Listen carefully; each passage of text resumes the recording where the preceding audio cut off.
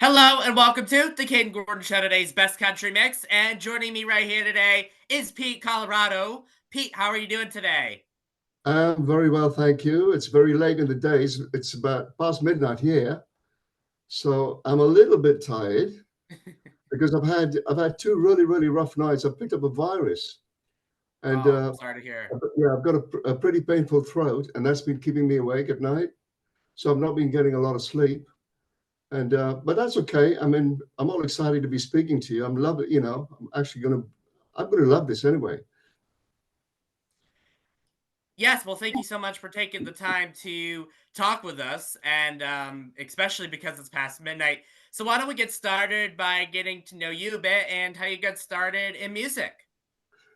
I actually got started in music. I had a romance with music from a very early age. Um, I first watched an Elvis film, I think, way back when I was in school. I must have been about maybe 9 or 10 or something. And it was Jailhouse Rock actually, because I was raised on rock and roll. And when I actually saw this, I thought, well, this is really exciting because we didn't hear a lot of music from where we were. I was a very sheltered sort of guy. I was in a boarding school, and so I was very sheltered. We didn't have a lot of facilities like to hear radio or anything like that. So whenever we had the opportunity, when something played, we would jump on it, and we would want to know sorry, what was in the hit parade. And when I saw this film with Elvis, excuse me, because my throat is bad. When I saw Elvis, I thought, well, this is what I want to do. This is. So from then on, I started singing a lot. Some of the guys used to have some records or whatever, so we'd listen to that. On occasions when we heard radio, we'd listen to some of the songs, and we'd try and learn them, and we would sing them. As young boys, we were absolutely fascinated by it. We also had a lot of magazines, access to them. So I used to have scrapbooks. I had all the rock and roll stars and whatever. And so this is what I had. You have dreams. That's where the whole dream, Caden, for me, was actually beginning to develop. So that for me, yeah, that was the actual start of music for me. I think when And I that was is awesome.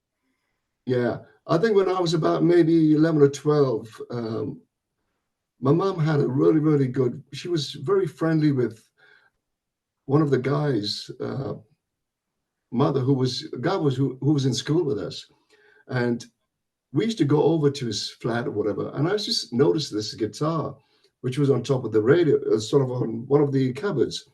But nobody ever brought it down. So I asked my old man one day, and I said, why do they have a guitar? I said, nobody plays it.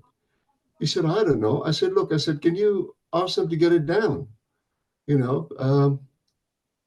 So he said, well, what can I do? He said, well, guests, we can't do that. I said, why not? I said, you know the mother very well. I said, obviously I never met the father. The father must have passed away or whatever, but we did see Aunt Gladys. And anyway, she said one day, she said, I'll ask one of the boys, to get it down. And they did. And she said, you like guitars? So I said, yeah. I said, I can't play it though. I said, but I love guitars. I said, I've seen Elvis in this rock and roll film. I said, I'd like to learn. So she actually gave the guitar to my dad. But it was a pretty beat up guitar. So, and I think it must have cost my dad a few bucks just to get it all back together, get it. It was an acoustic guitar, it wasn't electric. And from then on, I sort of like played by ear. I used to watch, in England, we had Top of the Pops. We used to have Ready, Steady, Go in the early days. Then on Saturdays, we would have jukebox jury and that sort of thing. So we'd get to see all the stars, and a lot of the guys. And in those days, the bands actually played. A lot of bands today, apart from the American bands, a few of the British bands actually play their own instruments. But when the days of the boy bands turned up, the boy bands never really played. So I was learning a few chords and stuff like that. So we had a guy who used to come down from Tottenham, and Gary was only 14. And the first time he played a kind of music that I'd never heard. And I think he played Pork Salad Annie. And I said, that's a really great song. I said, oh, can you teach me that? So I said, who is it? He said, it's a guy. He said, he plays swamp music. I said, what do you mean swamp music? He said, he plays swamp music. He sings songs about crocodiles and frogs and bullfrogs and all sorts of things. So he played Pork Salad Annie, and I learned, and this I learned by actually watching my friend, you know. And Gary was only 14. And I remember Gary used to love Santana, and he was playing things like Black Magic Woman, Samba Party, and he was actually playing note for note. And this was at the age of 14. And he was all self-taught. So whenever Gary picked up a guitar, we'd like sort of like rush, we'd crowd him, you know, because we wanted to know what he was doing, the sounds, where he was going with the chords, and that sort of thing. And that's how we all learned. So most of my chord work I've learned. I've never had kind of music lessons in a sense. I've learned by watching bands, by going to see live gigs, and just plodding along. You know, just picking up things here and there from people. You know, Definitely. Now you have a newest song, a single out called "Come On World." Tell me a little bit about that song. Common World. I was on my way back from work one night, and I was passing a girl that I was seeing. I was passing her flat, so I knew round about what time she'd be getting back. And so anyway, by the time I got back, I mean, I used to work all over the southeast in England. And so sometimes I would have to leave like like sometimes I'd get home very late, 7 o'clock or something like that. And anyway, I passed her place and I stopped in. And while she was cleaning up and she was in the bathroom having a shower or whatever, I sat down in her lounge and I saw a Marie Claire magazine, a girly magazine. I don't know if you get it in the States, but in England they still have it. And I picked up this magazine and I was flicking through the pages and stuff like that. And I came across an article in Nigeria about the Ogoni people. I'd never heard of the Ogoni people. And so anyway, I got fascinated about it. I started reading it. It was just one page. I flicked over the page and there was a perfume advert. And I thought, well, she's never going to miss this. So I ripped the page out, put it in my pocket, and I took it home. I thought, I got to check this out. So when I got home, I had a look at this thing and I said, I've got to do some sort of research. So I went to work the following day, and opposite me in the canteen was this African guy. And I said to him, I said, listen, I said, I found a very, very interesting article. I said, I never heard of these people before. I said, but they're in Ogoni land. I said, in Nigeria. And he looked at me and he said, well, I'm one of these people. And I didn't believe him, to be honest. So anyway, he said to me, he said, look, I said, well, whatever was happening in Ogoni land, I said, is pretty bad. And he turned around to me and he said, look, he said, I've got a couple of VHS tapes. He said, do you want to see them? So I said, yeah, okay. So he brought these two VHS tapes in for me. And on the Saturday, I watched about 5 hours of documentary. And I couldn't believe what was going down, Kayden. You know, there was oil all over the place, and apparently Dutch shell oil. Now I'm actually going back to a time which goes right back to the 50s, when Nigeria was under British kind of rule in a sense. Well, the British people allowed the Nigerian, there were three main tribes that were actually ruling Nigeria. So the Brits just allowed them to carry on. The Brits didn't really interfere. They were just there, sort of in name. Well, anyway, Dutch Shell Oil apparently had scored a contract for oil exploration. And this was in Ogoni land. Anyway, I don't know whatever they tried to do or promised or whatever, but they devastated the land. There was oil all over the place. Now, Ogoni land is only 240 square kilometers, and it's very, very lush agricultural land. And there were oil spills all over the place. Some of the people were fishing people, so they had two lakes, which they relied on fishing. So they used to sell this fish, and that's how they made a living. You know, farmers and fishermen.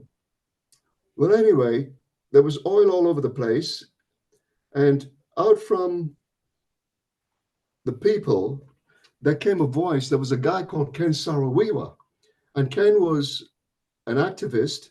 He was a writer. He was a television presenter, and he became the spokesman on behalf of the Ogoni people. And in this actual video that I watched, Ken came over to England, and he was taken to the rural parts of the country. And this presenter said to him, she said, well, this is it. This is where all the pipes and all this are. But he said, but I can't see them. So she said, no, well, they're all underground. So he said, well, why couldn't they do that in Nigeria? So anyway, he started protesting, and there were campaigns and all kinds of things. And they went back. And this is what actually spurred me to write about it. And every time I thought about it, I thought I've never been involved in anything political before. I kept thinking about Bob Dylan. And I thought, this is Bob Dylan's bag.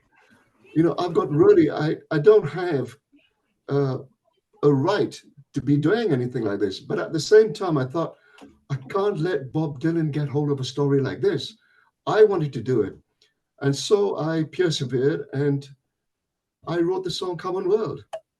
Then I entered it, I demoed it, and I entered Common World into the International Uni-Song Competition, your side, in America.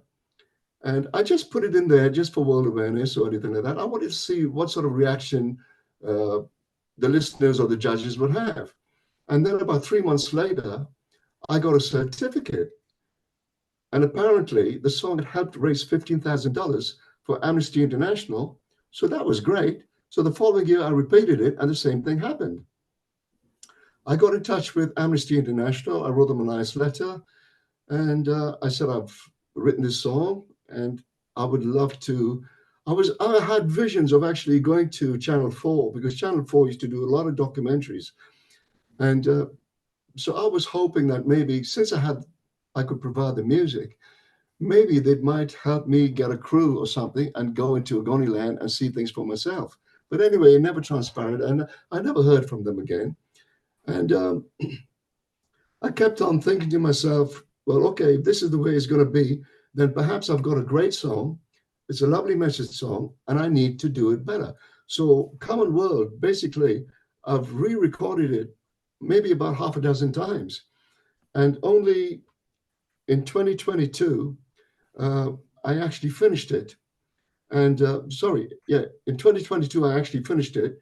And this project came up for a charity album. And Deuce obviously got in touch with me and said, Alexander is from one of these charity places, is actually looking for songs. So songs apparently were submitted from all over the world, hoping to get on this album. And about 2 months later, he sent me an email and he said, we've selected your song. Well, anyway, the song came out, the actual album was released in 2022, and it was there apparently, supposedly, for about 6 months, and it was going to try and generate some funding for these underprivileged kids.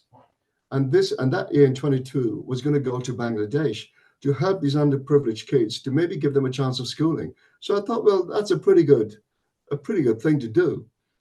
And anyway, about a couple of months later, he emailed me and he said, have you seen the stats? I said, what do you mean, what stats? He said, you've smashed the album. And I'd never heard this terminology of smashed. And I thought, Christ, what have I done? And he said, your album, he said, your song, he said, has smashed the album. It's gained more streams than any of the other songs on the album. He said, and the second song didn't even come close. So I thought, well, that's great. And it's still live now. So it's still available on Spotify. And I wanted to pursue this. And then I got in touch with Rob. You know, I said, Rob, I said, I've redone, and I said, I had an alternative sort of mix of Common World. I said, I've redone it. I said, and can I send it to you? So I sent it over to Rob, and he said, what do you want me to do? So I said, look, I said, do you have anything going? I said, that you can include the song? So he said, yeah. He said, but it won't come out, he said, till the 8th of January. This was coming up to near Christmas time now. And so last year, 23, early 24, the song came out, and that's when you got it, and a whole host of other people got it. Probably about maybe 70 radio stations, some FM, some online, picked up on it. And that's when he got in touch with me. He said he had heard from you that you were interested in interviewing me, and somebody from Chicago wanted to interview me. So I did that interview in January. That went down very, very well. That was for Brain Magazine. And then obviously today I'm speaking to you about it. Definitely. Well, Pete, Colorado, is there anything that I didn't get a chance to mention that you would like to mention before we go today? I don't know. I think the main idea was for me to speak to you about Common World. I hope the people appreciate it. Everything that I've said in Common World is true. Everything about the Ogoni people and the devastation is still happening today. People are still suffering. There's still all devastation. And the environmentalists said that Ogoni land would not get back to its present state or to its state how it used to be for another 100 years, which is really, really terrible for the Ogonis. So they're still suffering. Dutch Shell Oil paid $1 billion to help for a cleanup campaign. But even though the cleanup campaign is probably going on, not much is being done, and they would not accept any responsibility. They were not going to police it and not take any interest in it. So they were going to leave it all to the Nigerian government or whatever to clean up the Ogoni land. So that is basically where the story is at the present moment. But What an everything is amazing story. What an amazing story, Pete. And thank you so much to Pete, Colorado, for taking the time to come on the Kayden Gordon Show, today's Best Country Mix. We appreciate your time and hope to have you on again real soon. Thank you. Thank you very much for having me, Kayden. It's been a joy speaking to you. Thank you.